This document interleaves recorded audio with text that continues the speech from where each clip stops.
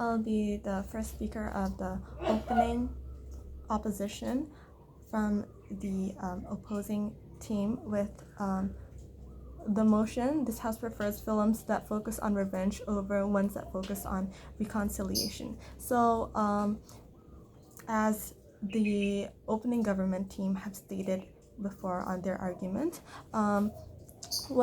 we are, as the opposing, using violence as mostly depicted in revenge films is not effective in solving the problem of the oppressed in long term, and it gives science and action in seeking revenge through violence and graphic actions, and that risk effects of psychotic action or physical damages to the groups or individuals or the environment around that could occur and cause crime in the real world with that wouldn't work when truly these things in revenge movies better happens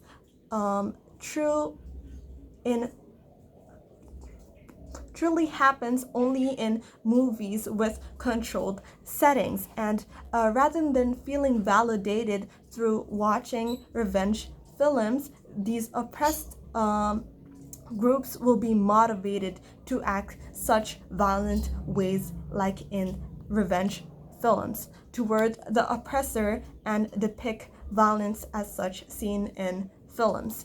That could cause a very long-term damage or problem toward the environments and the groups that are related to it. While reconciliation would fix their relations together. After issues, this would lead to oppressed groups thinking more clearly in how to solve the problem with a logic way of thinking happening between the oppressor and the oppressed groups.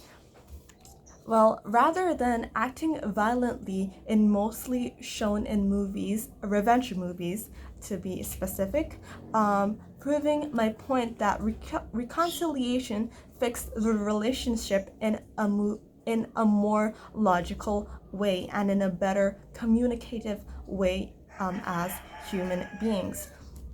Might it be through communication or whatsoever that works better than depicting violence through each other. In order for a oppressed group to heal and fix what was once broken or either escape from the violence of the violence that the oppressor did to them. While through reconciliation, the oppressed or the main individual could live safely without having to indulge in violence over seeking revenge to the perpetrator or the oppressor.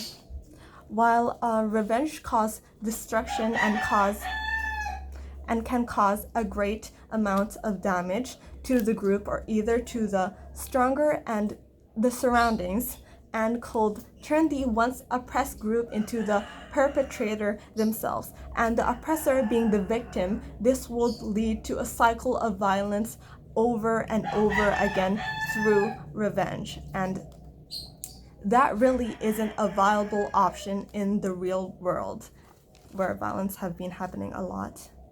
For example, in the movie Old Boy, a Korean movie that depicts extreme violence and seeking revenge by a mere wrongdoing that the wrongdoings that cause a huge amount of suffering and end up not profiting any of the individuals of the group that relates to the movie.